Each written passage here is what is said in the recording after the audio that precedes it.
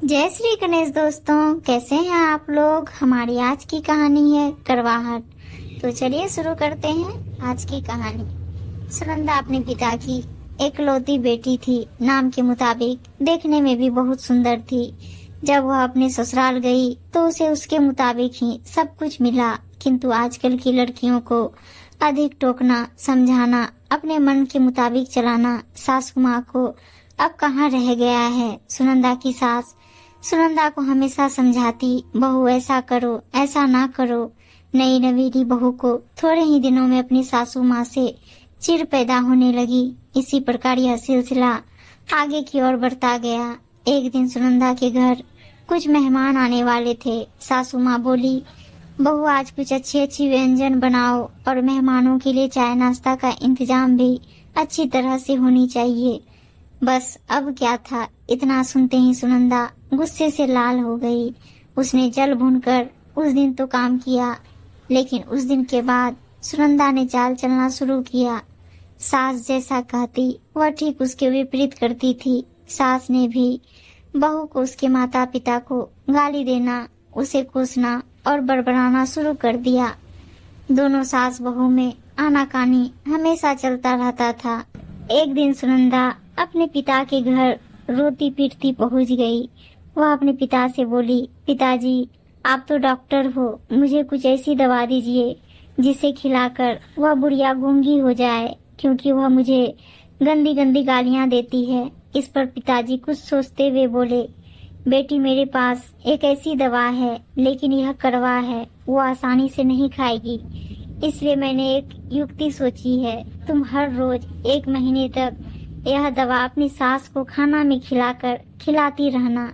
ठीक 1 महीने में वह पूरी तरह गूंगी हो जाएगी। लेकिन हाँ, यह दवा थोड़ा कड़वा है, इसलिए तुम खाना इतना प्यार से खिलाना कि उसे पता ही ना चले। दवा लेकर सुनंदा खुशी खुशी अपने घर आई और पिता के कहे मुताबिक अपना काम शुरू कर दी।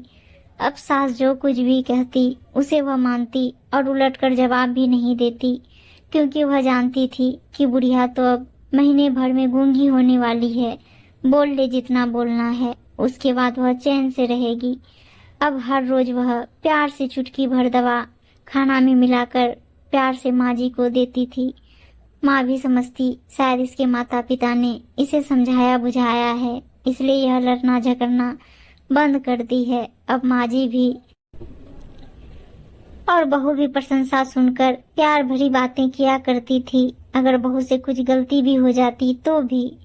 इस प्रकार महीना आते आते दोनों सास बहू में इतना प्यार बढ़ गया कि बहू अब अपनी सास की आवाज को खोना नहीं चाहती थी। एक दिन फिर उसी प्रकार सुनंदा रोती पीटती अपने पिता के पास पहुंची। पिताजी बोले, अब क्या हुआ। सुनंदा बोली, पिताजी अब क्या होगा, मेरी सास बहुत अच्छी है, मैं उसकी आवाज खोना नहीं चाहती, वह मुझसे प्यार से बात करती है। अब मुझे कोई ऐसी दवा दीजिए जो कि मेरी माँ जी को दिया हुआ दवाई का असर काट सके और वह गूंगी ना हो पाए। इस पर पिताजी हंसते हुए बोले, बेटी तुम रोना धोना बंद करो और खुशी से रहो। जो दवा मैंने तुम्हें दिया वह कोई दवाई नहीं था, वह रिश्तों में घुली कड़वाहट उतरने की तरकीब थी। अगर मैं ऐसा नहीं किया होता तो तुम शायद आज नहीं सुधरी होती। बेटी इसी प्रकार यदि तुम अपनी सास के साथ अच्छे से रहोगी तो वह भी तुम्हें अपनी बेटी के समान प्यार करेगी। अब सुनंदा को सारी बातें समझ में आ गई थी।